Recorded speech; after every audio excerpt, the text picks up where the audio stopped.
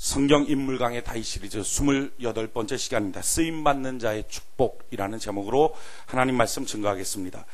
요즘 대학교 4학년 학생들의 비용이 예전에 비해서 많이 들어간다고 합니다. 그 이유는 자기 브랜드 가치를 높이는 거예요. 그냥 졸업하지 않고 1년간 해외 연수를 갔다 오든지 아니면 여러 가지 자격증을 따든지 아니면 여러 가지 영어에 필요한 자격증을 따면서 자기의 브랜드 가치를 높입니다. 이유가 뭡니까?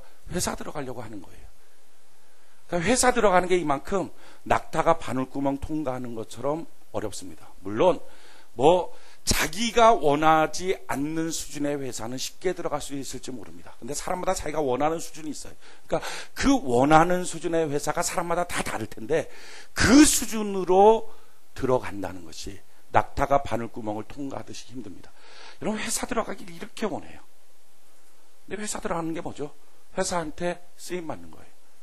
그러니까 회사로부터 써짐을 받는 거, 쓰임받는 것이 행복해요.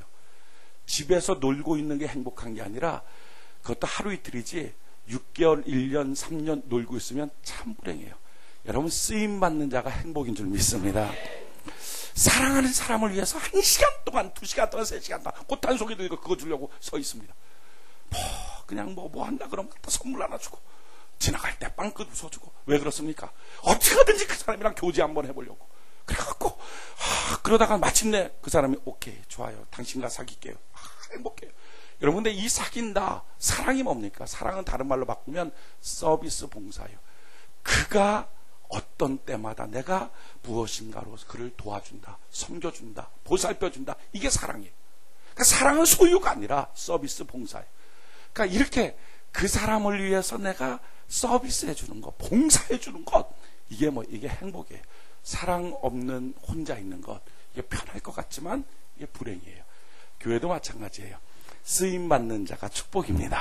아멘이십니까? 성경 말에 교회 안에는 금그릇, 은그릇, 질그릇, 나무그릇 여러 종류.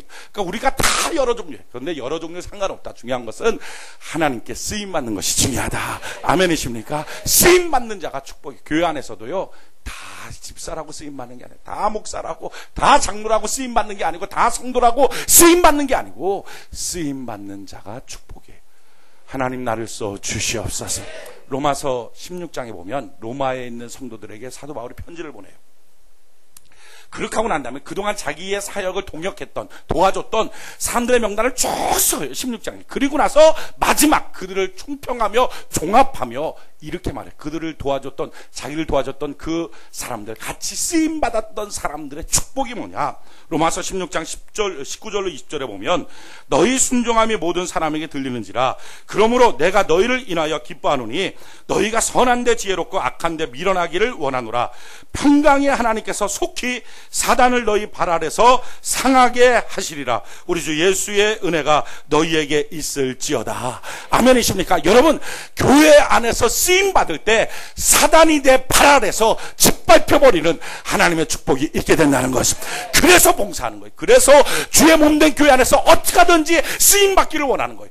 그냥 성도일 때는 마귀가 함부로 여기고 함부로 도전하고 가정도, 육체도, 인생도, 감정도 마음대로 갖고 놀아요. 그런데 주님 교회 안에서 쓰임받기 시작할 때, 일꾼으로 쓰임받기 시작할 때, 그때부터 마귀를 자기의 발 아래 놓고 밟아버릴 수 있어요. 저는 여러분들 교회 안에서 쓰임받는 자 되길 바라요. 그래서 마귀를 발로 밟고 나가는 철장 권세가 있기를 바랍니다. 또한 사도 바울이 뭐라고 말합니까? 골로새서 1장 25절에 내가 교회 일꾼 된 것은 하나님이 너희를 위하여 내게 주신 경륜을 따라 하나님의 말씀을 이루려 함이라. 한번 따라합시다. 교회 일꾼 되면, 다시 한번, 교회 일꾼 되면 말씀이 이루어진다. 아멘이십니까? 여러분, 그 전에 들었던, 강단에서 들었던 말씀, 큐티하면서 봤던 말씀, 기도 중에 받았던 말씀, 모든 말씀이 언제부터 이루어지는가? 내가 주의 몸된 교회 일꾼이 되기 시작할 때, 하나님 앞에 쓰임받기 시작할 때, 그때부터 이루어지는 거예요. 그러니까 아무 때나 말씀이 자기 안에 이루어지는 게 아닙니다. 말씀의 이루어짐은, 말씀이라는 건 이거죠. 약속이에요. 약속. 내가 너한테 이거 해줄게. 약속이에요. 자, 그 약속은 뭡니까? 그 계약과 같아요. 나와 그 사람이 계약했어요. 근데 이 계약이, 계약으로 말미암아서 내가 그곳에 집계약이라면 살 수 있는 건 뭡니까? 값을 지불해야 돼요. 그러니까 하나님이 내가 너한테 이거 줄게. 그러면 내가 아멘 주여 내가 주님 앞에 값을 지불합니다. 이게 뭐예요? 주를 위하여 일꾼이 되는 거예요. 하나님 앞에 쓰임받기 시작하는 거예요. 그러면 뭐예요? 그때부터 그 약속이 내 것이 되는 것이고 내 소유가 되는 것이고 아멘이십니까? 그러니까 아무에게나 함부로 말씀이 이루어지지 않습니다. 분명히 저 약속 받았는데 아니 언제부터요? 주의 몸된 교회 일꾼 될 때부터 하나님의 약속은 이루어지는 것입니다. 그리고 일꾼의 일을 내려놓는 순간부터 약속은 중단되고만. 이게 하나님의 법칙이에요. 그러기에 우리가 애를 쓰고 주의 몸된 교회 안에서 일꾼 되는 하나님께 쓰임받는 은혜가 있기를 바랍니다. 여러분 쓰임받는 자가 축복입니다. 한번 두 주먹 불끈 짚고 주여, 다시 한번 주여 나를 써 주시옵소서. 다시 한번 주여 나를 써 주시옵소서. 할렐루야. 하나님께 쓰임받을 때, 마귀를 이기고 하나님께 쓰임받을 때 그때부터 주의 약속의 말씀이 내 가운데 이루어지기 시작해요. 여러분 그러기에 교회는 그냥 왔다 갔다 하는 게 아니라 어떻게 하든지 주의 몸된 교회 안에서 하나님께 쓰임받기를 갈망하는 은혜가 있기를 바랍니다. 다윗도 마찬가지예요. 다윗은 양 몇 마리 쳤던 사람입니다. 300만 원 정도밖에 안 되는 돈 갖고 있던 사람이에요. 근데 그 사람이 하나님의 손에 잡혀서 쓰임받기 시작했어요. 얼마나 존귀한 사람이 되는지 오늘 그것이 성경 사무엘하 23장 1절의 말씀이에요. 사무엘하 23장 1절 사무엘하 23장 1절 같이 한번 한 목소리 한번 읽어봅시다. 사무엘하 23장 1절 같이 한 목소리 시작.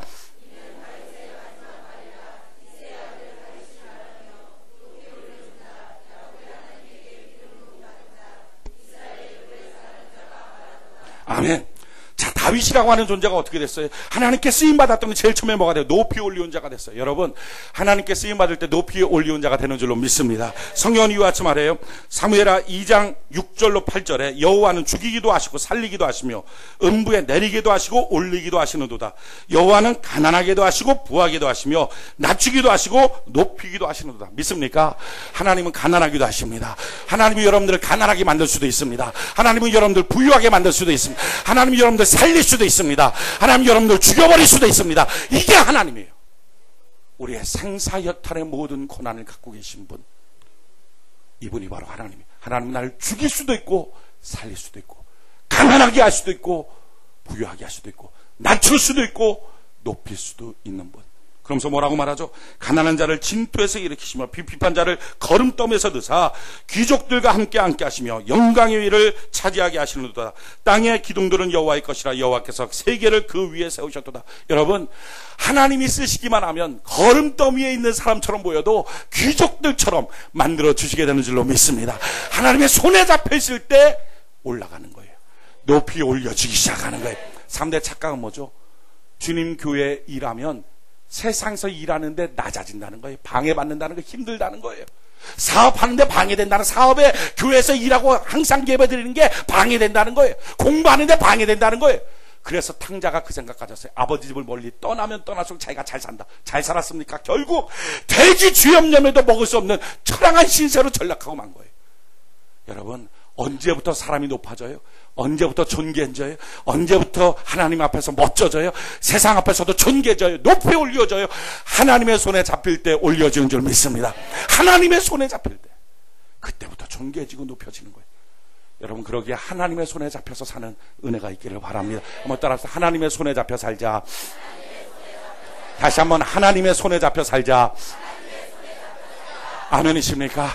하나님의 손에 잡혔을 때 그때부터 그 사람이 높아지는 거예요. 또한 성경은 뭐라고 말해요? 다윗이 말하죠. 내가 높이 올려졌다. 두 번째, 야곱의 하나님에게 기름 부음을 받았다. 여러분 하나님이 잡으시기만 하면, 하나님이 쓰시기만 하면 기름 부어서 성물처럼 존귀하게 만들어 주시는 줄 믿습니다. 또한 하나님이 쓰시니까 어떤 역사가 나타나? 이스라엘의 노래 잘하는 자가 말하고.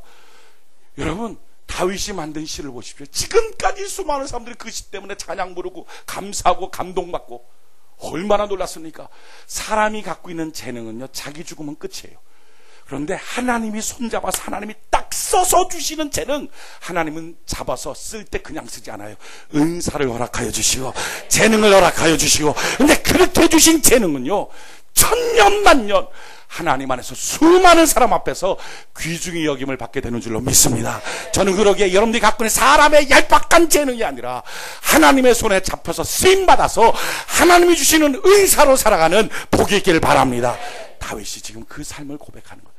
나 같은 처량한 신세, 양 몇 마리 쳤던 내 인생이 하나님의 손에 잡혔더니 이처럼 존귀해졌다. 그러니 너도 쓰임받아라. 주여, 오늘 우리 교회가 우리 한 사람 한 사람이 쓰임받게 하여 주시옵소서. 자, 그렇다면 하나님은 누구를 쓰실까? 말씀드렸죠. 집사라고 다 쓰는 것 아니요, 목사라고 다 쓰는 것 아니요, 교회라고 다 쓰는 것 아니고, 장로라고 다 쓰는 것 아니고, 성도라고 다 쓰는 것 아닙니다. 하나님이 쓰는 사람이 있어요. 참 놀라운 것은요, 하나님이 쓰는 사람은 딱 한 가지 종류입니다. 천만 가지가 다 부족해도 이거 하나만 갖고 있으면 하나님은 그 사람 써요. 재능이 없어도, 지식이 없어도, 돈이 없어도, 인물이 안 좋아도 상관없어요. 요거 하나만 갖고 있으면 하나님은 그 사람을 자꾸 쓰십니다. 오늘 저는요, 이 말씀이 오늘 우리에게 레마의 말씀 되어서 다 하나님께 쓰임받는 사람으로 거듭나는 은혜가 있기를 바랍니다. 자, 하나님께 쓰임받는 사람의 특징이 뭐냐? 그 특징을 지금 다윗은 자기가 어떤 사람들을 썼는지를 보여주고 있어요. 그러면서 그렇구나, 나도 이런 사람들을 썼는데 가만 보니까 나도 이런 사람들 쓰는데 하나님도 이런 사람 쓰겠구나 하는 걸 깨달았어요. 그게 다윗의 용사들에 대한 내용입니다. 자, 8절 한번 볼까요? 사무엘하 23장 8절에 보니까 다윗의 용사들의 이름이 이러하니라 하면서 용사들이 쭉 나와요. 근데 이들의 특징들은요, 여러 가지 사람들이 있는데 한 가지, 동일한 한 가지의 특징을 갖고 있어서 이것 때문에 쓰임받았어요. 자, 그들의 쓰임받았던 이유가 뭡니까? 9절 10절 한번 볼까요? 9절 10절 사무엘하 23장 9절 10절 같이 한 목소리 시작.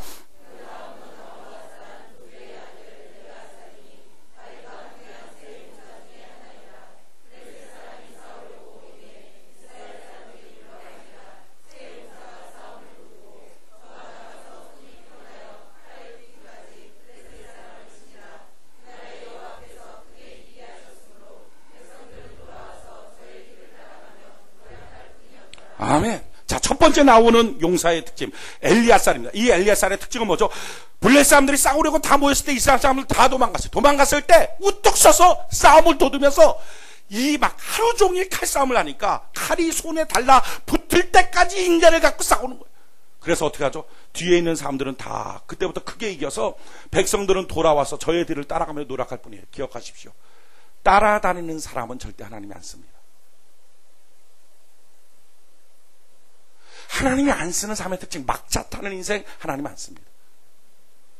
그러니까 합시다. 그러면 안 해. 맨 마지막 날쯤에 누구 했어? 그럼 나도 할까? 이거 절대 하나님이 안 씁니다.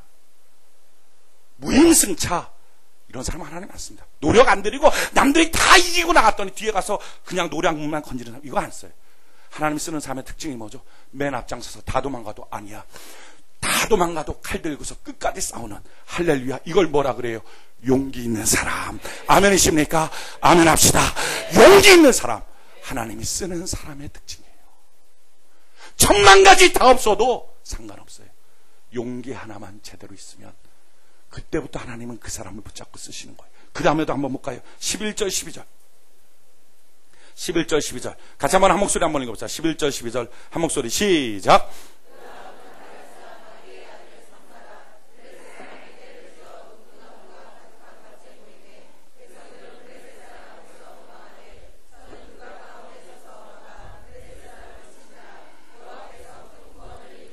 할렐루야. 똑같죠. 다 도망가되 그들은 안 도망가요. 다 도망가되 우뚝 서서 밭가운데서 끝까지 싸우는 거예요.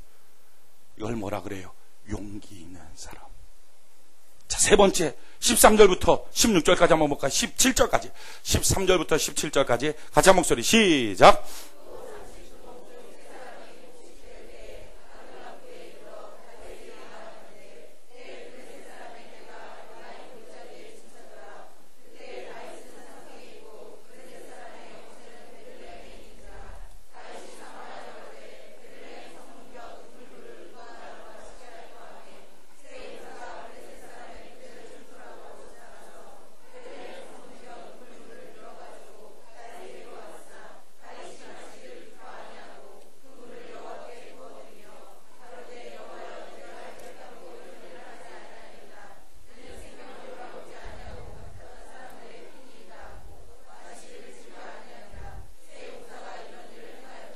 아멘.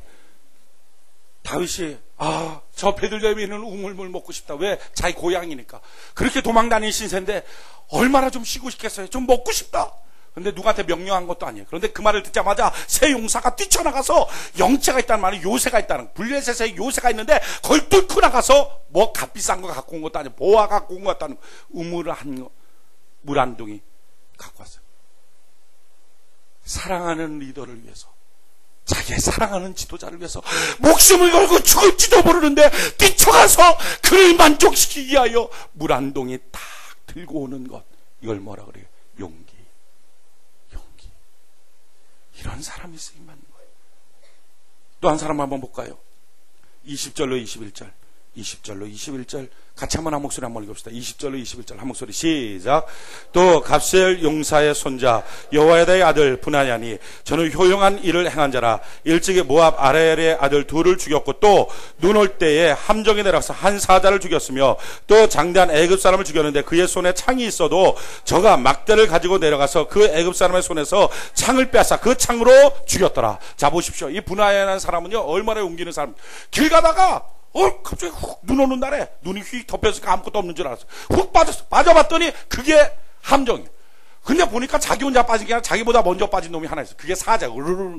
사자가 지금 거기 빠졌으니까 얼마나 지금 막 독이 올랐겠어. 하고 잡아먹으려. 근데 잡아먹을 때 아이고 무서워 도망간 게 아니라 주먹으로 확 잡고 때려 죽여버렸어. 이야, 힘도 힘이지만 얼마나 담력 있습니까? 게다가 애굽의 큰 창수가 창자를 휘둘면서 오는 거예요. 근데 지금 자기 손에 보니까 막대기 하나밖에 없어. 야, 저는 창이고 나는 막대니까 싸울 수가 없다. 도망간 게 아니라 막대 들고 뛰어내려서 창 갖고 있는 사람 때려 죽여버렸어. 얼마나 담력이, 핑계 변명이 없어요. 여러분, 이걸 뭐라 용기. 하나님이 쓰는 사람, 용기 있는 사람인 줄 믿습니다. 여러분, 성경을 한번 보십시오. 성경에 있는 모든 인물 중에 하나님이 썼던 사람 중에 용기가 없었던 사람 누가 있습니까? 한 명도 없어요. 사드락 메삭 아벳느고 느부갓네살이 만드는 금신상 앞에 절하지 않아요. 그러고 나서 풀무불에 집어넣겠다. 상관없어요. 왕이여 내가 이 말에 대해서 당신에게 할 말이 없습니다. 하나님이 나를 건져내어 주실 것입니다. 그리 아니하실지라도 나는 절대로 절하지 않습니다. 얼마나 용기 있습니까? 그리고 풀무불을 걸어 들어가요. 하나님 거기서 지켜주셔. 다니엘 보십시오. 사자굴에 집어넣겠다 기도하는 사람. 그거 보고도 감사하며 하나님께 기도하고 사자굴에 들어가 버려요. 사자의 입을 막아서 놀라운 승리가 나타나요. 느헤미야 보십시오. 산발락과 호론 사람 다 덤벼도 성벽 짓는다. 그냥 성벽 쳐버려요.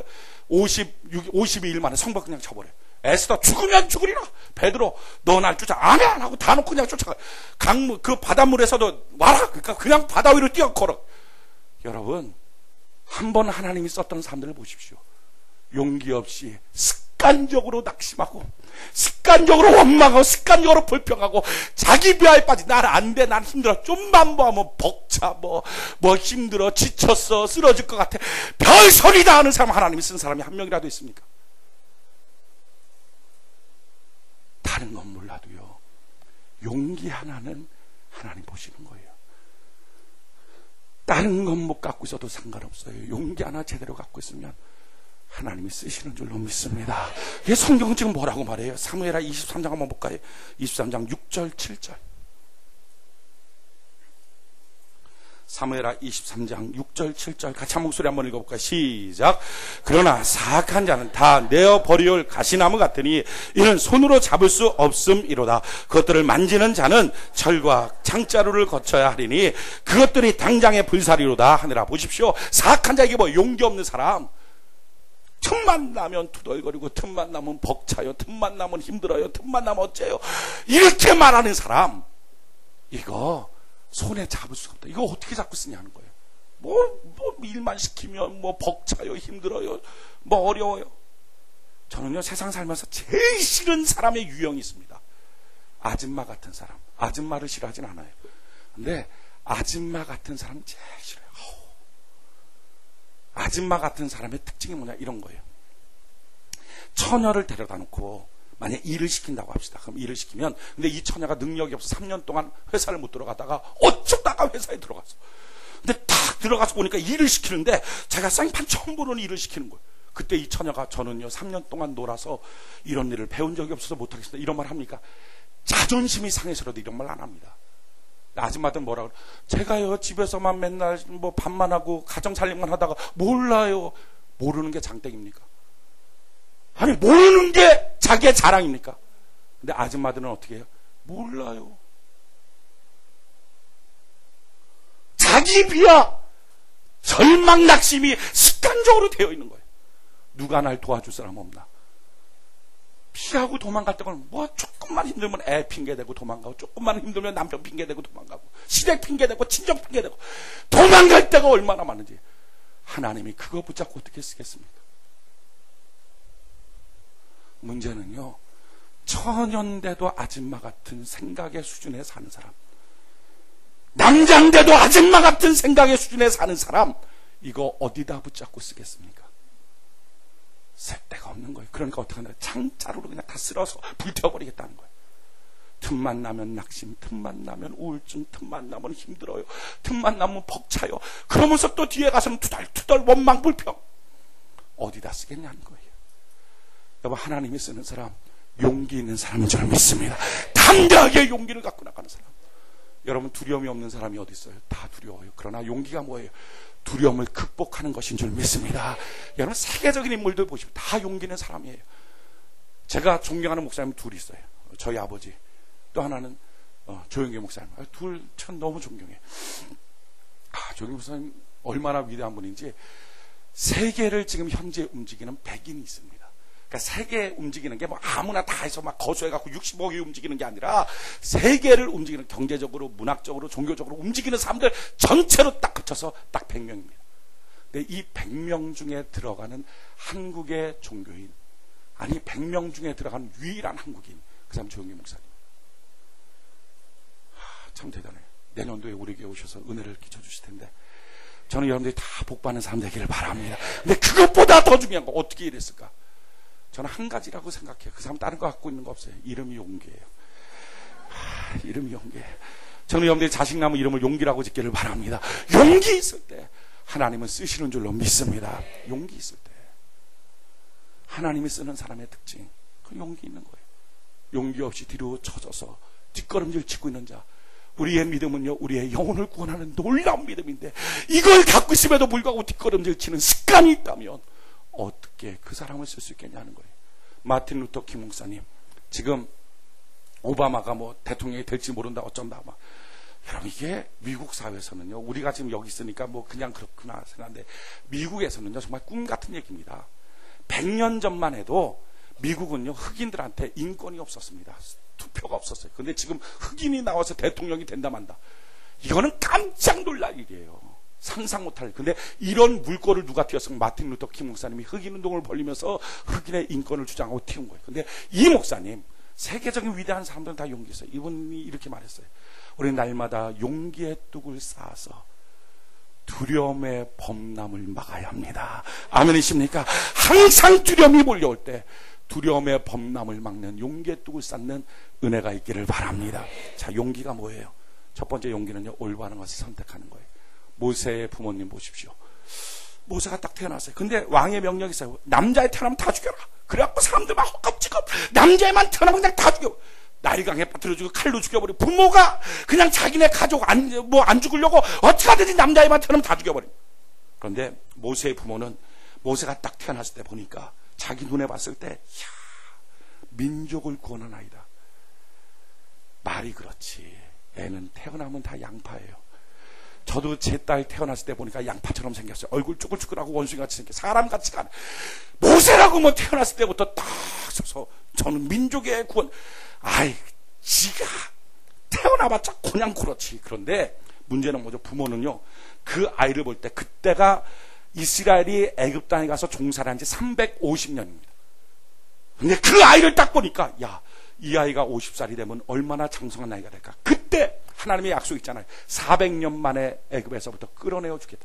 주여, 400년 만에 끌어내어 줄 때 50살이 되는 내 아들이 민족의 지도자가 되게 하여 주시옵소서 하는 소망이 들어가니까 그 아이를 안 죽이는 거예요. 옳은 것을 선택하고, 비록 가족이 몰살당할 위기에 처해도 그걸 선택하고 그걸 지키는 거예요. 이걸 뭐라, 용기. 저는 여러분들이 옳은 것을 선택하는 자가 되길 바랍니다. 두 번째 뭐죠? 옳은 것을 선택했으면 그것에 몸을 날려버리십시오. 헌신하십시오. 사도 바울이 뭐라고 말하죠? 성경은 이렇게 말해. 사도행전 20장 22절 24절에 보니까 보라, 이제 나는 심령의 매임을 받아 예루살렘으로 가는데 거기서 무슨 일이 일어날지 나는 알지 못한다. 맨날 사람들이 뭔 일 생길까봐 그게 두려워. 맨날 무슨 일 생겨, 무슨 일 생겨. 우리 교회는 그런 사람 하나도 없는데 다른 데 가면 이런 사람들 많이 예언기도 받으러 다니는 사람. 아이고, 맨날 사업한다 그러면 예언기도 받아서 사업 될까요 안 될까요, 뭐 직장 될까요, 뭐 누구랑 결혼할까, 맨날 예언기도 받아.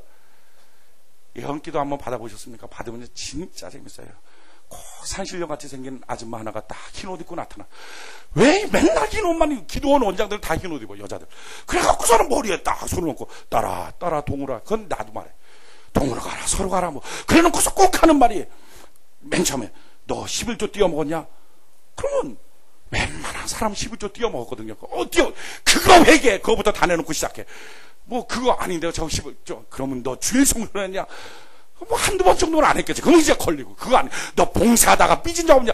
웬만한 건 다 걸려. 한 서너 번만 나가면 다 걸려. 그거부터 회개하고 나가라. 그럼 하나님 복 주신다. 나도 말할 수 있어, 그런 거.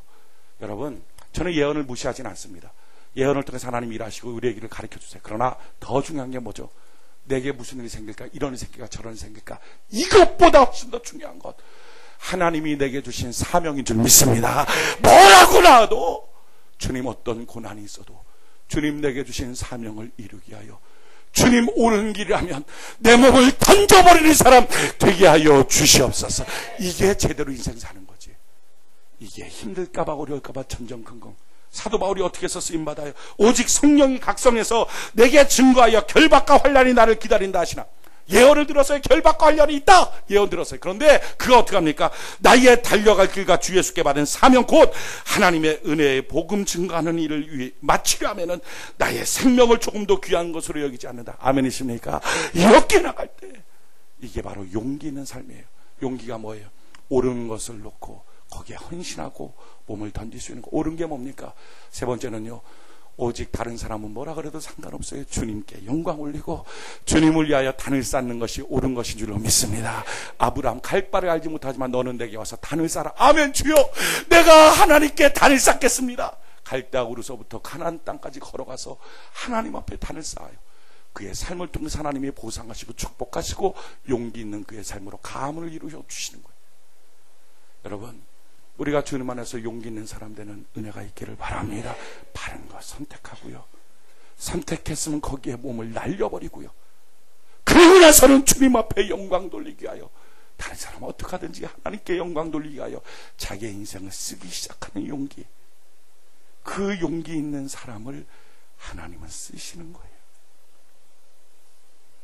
아무나 쓰는 게 아니고 하나님이 쓰는 사람. 우리 모두 하나님이 쓰는 사람 되는 복이 있기를 바랍니다. 자, 보십시오. 하나님이 썼더니 어떤 축복이 있습니까? 우리가 다윗이라고 하는 인물을 통해서 보는데, 다윗은요, 용기 100배한 사람이에요. 특히 그가 용기를 냈던 때가 언제입니까? 골리앗이야. 다른 사람 다 두려워해. 그런데도 불구하고 만군의 여호와의 이름을 갖고 내가 너한테 간다. 달려나가서 이겨버려요. 그때부터 하나님의 주목을 받습니다. 그러니까 다윗은 아는 거예요. 다윗의 용사들이 어떻게 뽑혔는가? 용기 있는데. 자기도 왜 하나님 앞에 뽑혔을까? 가만 보니까 골리앗과의 전쟁 가운데 용기 있는 자기의 모습이 그때 하나님의 시선에 든 거예요. 그렇구나. 하나님 용기 있는 사람을 쓰시는구나. 여러분, 우리 가운데 용기가 있을 때 하나님이 우리를 축복하시고 써주시는 줄로 믿습니다. 자, 다윗이 용기 있을 때 하나님 앞에 쓰임받았던 그 용기의 축복이 무엇입니까? 우리 사무엘상 17장 같이 한번 봅시다. 사무엘상 17장.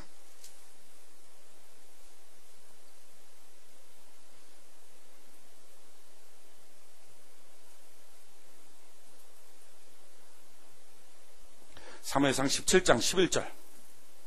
사무엘상 17장 11절. 사무엘상 17장 11절. 같이 한번 한 목소리 한번 읽어보세요. 사무엘상 17장 11절. 한 목소리 시작.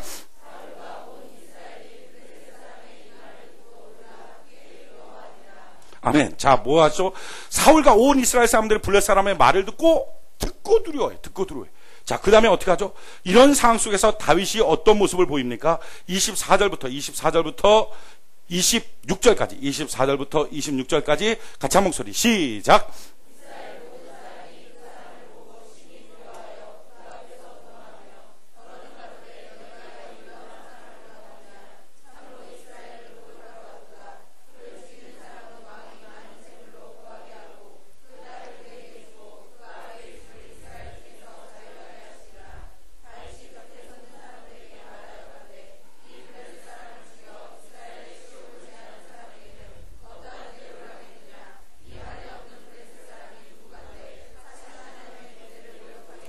할렐루야. 자, 보시오. 사람들은 다 골리앗의 큰 목소리를 듣고 두려워해요. 그의 큰 덩치를 보고 두려워해요. 그런데 그럴 때 다윗은 어떻게 합니까?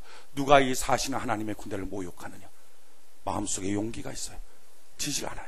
자, 이처럼 골리앗을 바라보면서 용기를 갖고 만군의 여호와 이름을 갖고 내게 나간다 할 때 어떻게 합니까? 다윗 한 사람의 그 용기로 말미암아 국가적인 위기에서 구원함을 받아요. 여러분, 용기 있는 자에게 하나님은 구원의 역사를 허락하여 주시는 것입니다. 가족권이 언제 이루어져요? 용기 있는 한 사람 때문에. 교회가 언제부터 회복되기 시작해요? 용기 있는 한 사람 때문에. 사회가 언제부터 바뀌어져요? 용기 있는 한 사람. 여러분, 위기가 닥칩니다. 근데 위기를 기회로 바꾸고 그 기회 가운데 구원의 역사를 이룰 수 있는 사람의 능력, 그건 용기예요. 용기가 있을 때 하나님은 새롭게 하여 주시게 되는 것입니다.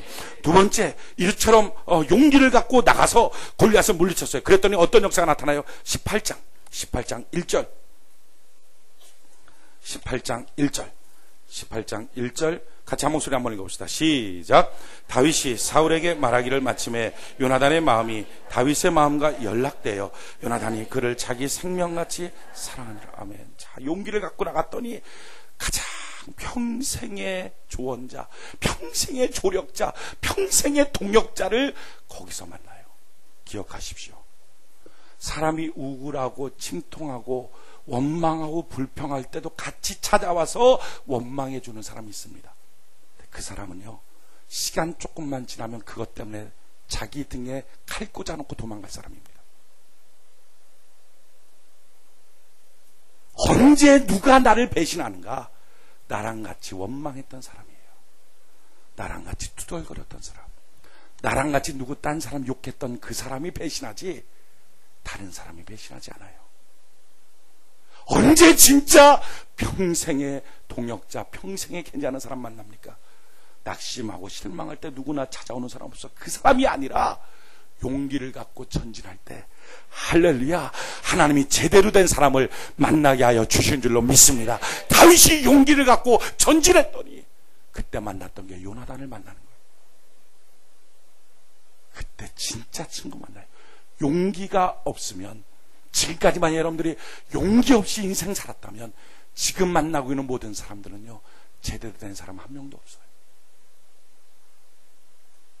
용기 갖고 힘을 낼 때, 바른 거 선택하고 바른 거에 헌신하고 주님 높이겠다고 달려갈 때, 그때 찾아와서 격려자 되고 힘이 되는 사람이 진짜 사람이에요.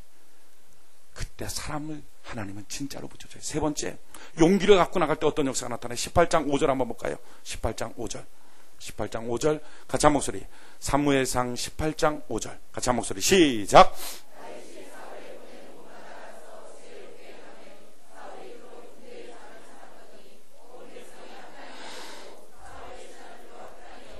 할렐루야. 자, 용기를 갖고 나왔더니 뭐가 됐어? 군대의 장관. 지금으로 따지면 총참모총장 또는 국방부 장관 됐어요. 여러분, 양면발이 쳤던 사람이 인생이 바뀌었어요. 용기를 갖고 나갈 때 새로운 축복의 문이 열리게 된 줄 믿습니다. 여호수아에 향해서 하나님이 말씀하는 거야. 야, 두려워 말라, 겁내지 말라. 내가 너의 평생 너와 함께 할 것이다. 용기를 갖고 걸어 나가라. 여러분, 하나님은 용기 있는 사람 사용하여 주십니다. 용기를 갖고 요단강도 발바닥으로 밟고 나갔더니 요단강이 갈라지는 것이고 여리고성이 무너지는 것이고, 할렐루야. 그런 역사는 새로운 축복의 역사 언제 나타나요? 용기를 갖고 전진하는 자에게 하나님은 일하여 주신다는 것이죠. 다윗도 마찬가지예요. 용기를 갖고 전진했더니 목동이가 한순간에 군대의 총참모장으로 바뀌었어요. 또 한 가지 놀라운 사실은요, 그가 용기를 갖고 하나님께 나가요. 용기라는 게 뭐죠? 사람들 다 편안해지면 안일해져요. 안주해. 그냥 그 상태에 머물러 버려요. 근데 다윗은 안 그랬어요. 편안해지고 안주하고 싶은 그때 아니야. 내가 이때 하나님께 영광 올려야지. 그래서 한 게 뭐예요? 편안할 때 하나님의 성전 짓겠다 그래요. 사무엘하 7장을 같이 한번 볼까요? 사무엘하 7장. 사무엘하 7장 1절 2절.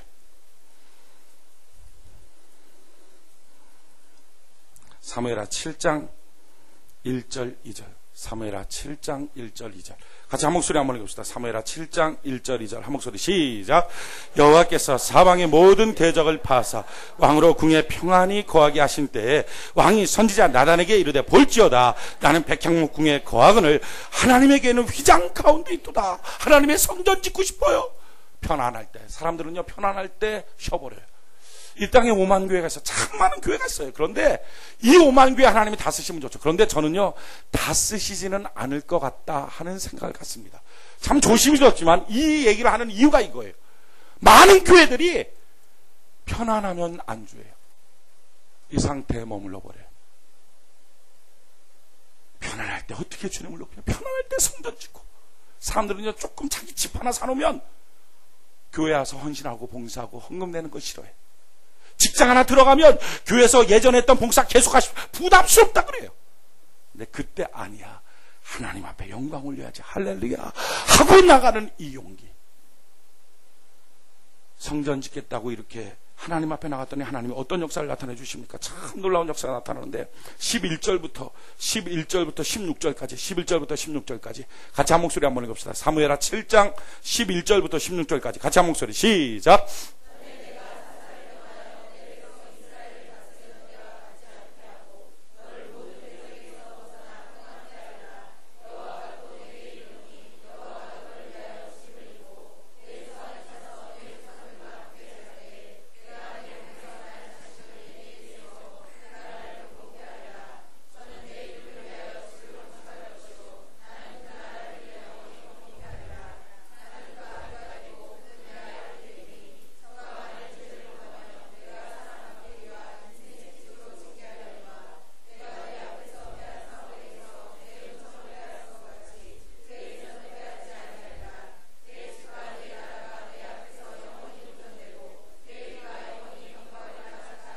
아멘.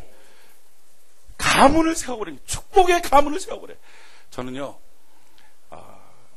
미리도 말씀을 드리지만 우리 성전 짓고 나면 그걸로 끝 아니에요. 성전 짓고 나면 이제 앞으로 센터들 짓는 일들을 할 것이고요. 그 다음에 또다시 성전 한 최소한 7만 명 아니면 10만 명 정도 동시에 예배 드릴 수 있는 성전 지어놔. 평생 성전 짓고. 전 그게 사명이에요. 그러니까 아무튼 여러분들은 안주할 틈이 없다, 우리 세종학교는 안주할 틈이 없다 생각하면 딱 맞습니다. 계속 성전 지어나가는 은혜가 있기를 바랍니다. 그래서 저는 이렇게 하드웨어 완성시키고 제 다음번 목사가 그 안에서 소프트웨어 완성시키면 되죠. 사람 세워나가고 일꾼 세워나가고 그러면 되죠. 아무튼 나는 막 하나님 앞에 성전 짓는. 근데 제가 이거를 하나님 앞에 은사를 받고 또한 선택하고 고백하게 됐던 가장 큰 이유가 바로 이거예요. 제가 성경 어디를 찾아봐도요 자식을 세우고 가문을 세우는 유일한 방법, 그건 성전 짓는 것밖에 없다. 다른 거 없어요. 저는 이렇게 성전 지을 때 하나님께서 저의 가문을 세워주시게 될 줄로 믿습니다. 또한 여러분들 이 일에 같이 협력하는 모든 자에게 하나님은 여러분들의 가문을 세워주시게 될 줄로 믿습니다. 자기가 자기 힘으로 자기 자식 어떻게 키웁니까? 애도 하나 못 보는데. 저는요 애 갖고 난리치는 부모 치고 애 잘 보는 사람 본 적이 없어요. 애 하나 갖고 애 하나도 못 보는데 가문을 어떻게 세워요? 그런데 우리가 할 수 있는 게 있어요. 우리가 하나님께 헌신하고, 아멘이십니까? 편안할 때 주님 앞에 더 나아가고 주의 전을 지어드릴 때 하나님은 가문을 세워주시는 은혜와 축복이 있게 되는 줄로 믿습니다. 저는 기대해요. 우리가 올해 성전 짓고 이제 내년에 4월 달에 딱 들어갈 때 우리 교회 안에서 가문이 세워지는 간증들이 각 가정에 흘러넘치게 될 줄로 믿습니다. 자, 이런 역사가 뭐예요? 용기예요. 용기. 수많은 교회가 있고 수많은 목사님들이 있지만 성전 건축 힘들대요. 왜? 두렵대요. 어떻게 짓네요? 하나님이 쓰시는 게 뭐예요? 돈이에요? 아니에요. 용기 있는 사람. 아멘이십니까? 용기 있는 사람. 바른 걸 선택하고 거기에 헌신하고 주의 이름을 높이기 위해 달려가는 자에게 다윗이 이처럼 용기를 가졌더니 위기를 기회로 만드셔서 구원의 역사가 나타나고 평생의 동역자를 만나고 주님께서 그 가문을 세워주시고 새로운 축복의 문을 열어주시는 거예요. 여러분, 용기 있는 자에게 하나님이 이처럼 행하여 주신다는 것입니다. 자, 우리가 그럼 마지막으로 정리해봐야 될 건 이거예요. 내가 어떻게 하면 이 용기를 얻을 수 있을까? 어떻게 하면 하나님이 이 용기를 내게 부어주실 수 있을까? 용기 있는 삶을 사는 원칙은 이것입니다. 첫 번째, 용기를 갉아먹는 게 두려움이에요. 이 두려움은 찾아와서 내가 마음에 딱 해보자 했다가 이거 못하겠다. 이거 뭐예요? 이거 두려움 때문에 그래요. 사람마다 다 두려움의 정도가 다르지만 두려움이 있어요. 자, 그 두려움이 몰려올 때 한번 따라합시다. 두려움을 다시 한번 두려움을 아직도 마음이 안 차. 두려움을 째려보자. 아멘이십니까? 두려움이 몰려올 때 제일 처음에 해야 될 것, 어떻게 하나님이 내게 용기를 주십니까? 두려움을 째려보는 거예요. 많은 사람들은요, 무엇이 두려우면 피해요. 무엇이 두려우면 숨어요. 평생 두려움의 종이 돼요. 여러분, 두려움이 어디서 와요? 그냥 오는 게 아니에요. 하나님 주시는 마음은 두려워하는 마음이 아니요, 오직 능력과 사랑과 근신하는 마음. 그러니까 두려움은 하나님께로 오지 않아요. 그럼 두려움이 어디서 와요? 히브리서 2장 14절로 16절에 보면 두려움은 사망 것에 잡은 마귀가 갖고 온다는 거예요. 보십시오. 내게 어떤 두려움이 오는 것은요, 마귀가 딱 갖고 오는 거예요. 성경은 말한다. 마귀는 어떻게 하라고요? 마귀를 대적하라. 그가 피할 것이다. 근데 내가 마귀를 대적하면 마귀는 도망치지만 내가 마귀 앞에 도망치면 마귀는 나를 쫓아서 우는 사자같이 꽉 물어버려요. 그러니까 두려움이라는 것은 마귀가 쓰는 칼이에요. 그걸 보고 내가 째려보고 두려움을 향해서 두려움을 주는 더러운 귀신아 떠나갈지어다. 악한 마귀가 떠나갈지어다. 내가 예수의 이름으로 귀신을 몰아내며 전진할 때 두려움은 떠나가는데, 두려움의 사건 앞에 피하고 숨고 도망치기 시작하면 결국 두려움이 나를 정복하고 마는 거예요. 어떤 종류의 두려움이 있습니까? 두려움 앞에 직면하여 서는 은혜가 있기를 바랍니다. 제가 전에 간증을 드렸는데 순복음교회 어떤 권사님이 그랬다 그래요. 남편이 너무 악해. 틈만 나면 두들겨 패고 술 먹고 가고 집안 난리치고 예수 믿자 그러도 교회도 안 가고 엉망진창. 겁나잖아요. 맨날 때리는 사람이 있다는 게 이게 얼마나 겁나요. 겁나잖아요. 근데 어느 날 결심을 한 거예요. 주여, 내가 이제는 이 두려움 앞에 도망치고 맨날 피하고 도망가고 잘못하고 숨고. 근데 이제 그렇게 하지 말아야지. 두려움을 직면해야지. 해갖고 탁 남편이 와서 또 술 먹고 난리를 치려고 하는 순간에 눈을 동그랗게 뜨고 방언 기도를 시작해버린 거예요. 막 이러면서 방언 기도 하니까 남편이 이게 미쳤구나. 깜짝 놀라서 가버려. 근데 이걸 틈만 나면 그냥 방언기도 눈 동그랗게 뜨고 하니까, 여러분, 놀라운 역사는요, 성령의 은사는 전염성이 있어요. 방언기도도 방언 못하는 사람, 방언하는 사람이 옆에 손잡고서 막 뜨겁게 방언으로 기도하면요, 옆에 사람들이 방언이 터져요. 그 남편이 집에서 성령 받았고 방언이 터진 거예요. 예수 믿고 구원받고 가정이 행복하게 됐다는 거예요. 도망 다닙니까? 아니요. 직면하여 서는 은혜가 있기를 바랍니다. 직면하여 우뚝 쓸 때 그때부터 하나님이 그에게 용기를 부어주신 거예요. 아멘이십니까? 그러니까 제일 처음에 용기를 얻는 방법, 직면하였어요. 두 번째는요, 두려움을 볼 때 두려움 때문에 정신이 없어요, 사람들이. 근데 아니에요. 두려움을 따져봐야 돼요. 뭐가 두려운지. 골리앗 때문에 두려운 게 골리앗의 큰 덩치, 그 우렁찬 목소리, 이것 때문에 두려워했어요. 내가 다윗은 따져봤어요. 성령이 주신 지혜를 갖고 따져보니까 저놈 봐라, 저놈 너무 크다. 크니까 내가 아무렇게나 돌 던져도 저놈 맞아 죽겠다. 분석해보니까 아무것도 아니에요. 수많은 사람들의 두려움은요, 무지 때문에 옵니다. 잘못 알고 옵니다. 잘못된 정보 때문에 옵니다. 성령이 주신 지혜를 갖고서 두려움의 원인들을 따져보는 은혜가 있기를 바랍니다. 자, 세 번째로는요, 자기에게 두려움이 있습니까? 상관없어요. 고개를 들어서 주님을 바라보는 은혜가 있기를 바랍니다. 그러면 내 모든 두려움보다 훨씬 더 큰 하나님의 권능의 손이 우리와 함께하고 있다는 것을 알 수 있게 될 줄 믿습니다. 저는요, 이렇게 생각해요. 두려움은 자동문이다. 자동문. 자동문이 싸구려 자동문은 서 있으면 애가 가나 개가 가나 고양이가 가나 별게 다 지나도 문이 열려. 이거 싼 거예요, 싼 거. 그런데 그게 아니라 딱 정상적인 어른이 가야만 열리는 거. 이게 비싼 거예요. 우리 이제 성전 지으면 영어 성경 거기 문은 유리 자동 문을 갖고 딱딱 보통 눌러야지만 안에서 누구세요 뭐 이렇게 하고 이제 문 열어주고 이렇게 만들려고 하는데 제대로 된 거 이제 하는 거예요. 애 지나가서 확 열리면 애 도망가면 그거 어떡할 거예요. 그러니까 개 지나가는 고양이 이런 안 열. 딱 정상적인 어른만 가면 열리는 게 이게 제대로 된 거예요. 두려움은요, 요런 자동문이에요. 두려움이 딱 앞에 있어요. 눈 감았다 떠도 기도하고 떠도 또 여전히 두려움이 있어요. 어이가 없는 거 아니에요. 실체가 있다고요. 있는데 나 혼자 가면 그 두려움이 나의 직면에 안 열려. 그런데 나의 아버지 대신 하나님 손잡고 걸어가면 두려움의 문은 열리게 될 줄로 믿습니다. 그래서 위를 바라보고 주님 손잡고 주님과 걸어가는 은혜가 있기를 바랍니다.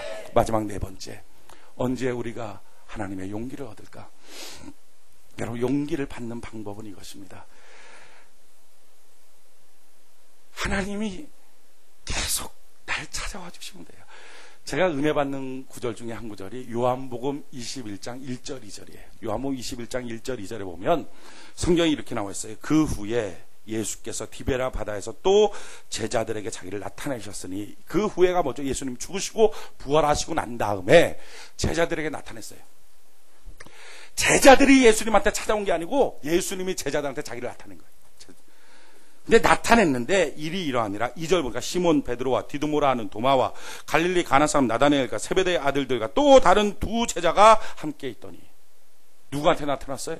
저는 이들의 명단을 이렇게 부르고 싶어요. 제자들의 블랙리스트. 베드로, 도마. 야, 이거 배신하고 떠나가고 욕하고 떠나가고 의심난다 떠나가고 뭐 예수님 손가락에 뭐 손에다가 내 손가락 넣기 전, 이런 블랙리스트들. 실패, 상처, 지나간 인생 가운데 내가 잘못했던 것, 용기 없이 우물쭈물하고 뒤로 물러났던 것, 원망불평했던 것, 이것 때문에 주눅들지 마십시오. 여러분, 이런 실패한 제자들이지만 예수님이 다시 찾아가 주시는 거예요. 오늘도 주님이 다시 찾아오시는 줄 믿습니다.